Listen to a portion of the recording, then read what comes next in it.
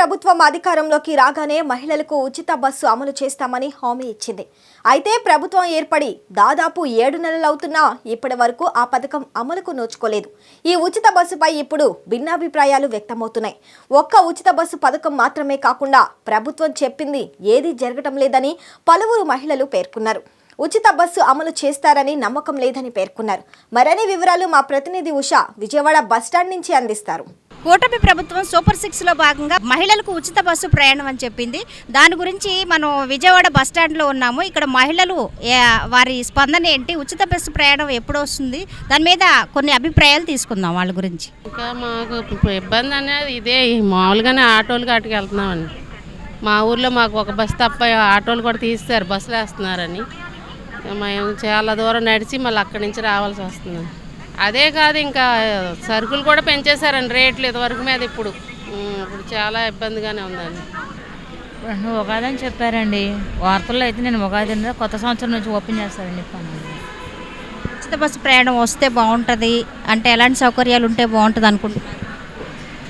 లేడీస్కి సౌకర్యాలు కల్పిస్తే బాగుంటుంది అనుకుంటున్నాను మేడం. నేను అంటే అందరికంటే చేయలేరు కదా పార్టీ అన్నాక ఎవరికైనా. ఒక్కసారి అన్నీ వచ్చినప్పుడు నిదానంగా అన్నీ ఒకటి చేసుకుంటూ వస్తున్నారు. మాకైతే పవన్ కళ్యాణ్ గారి మీద నమ్మకం ఉందండి.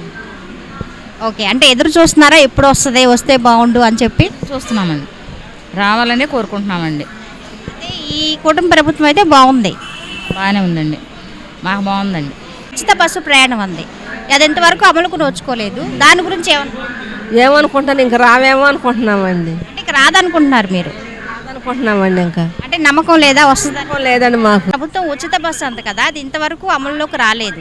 దాని గురించి మీరు ఏమనుకుంటున్నారు? మీరు రోడ్ల మీద ఎలాంటి అవస్థలు పడుతున్నారు? వస్తే బాగానే జరుపుతున్నారు, జనం లేకుండానే ఒత్తిడి లేకుండానే వెళ్ళిపోతున్నాం గుడికి.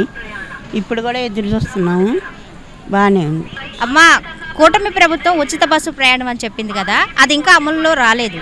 దాని గురించి ఏమనుకుంటున్నారు?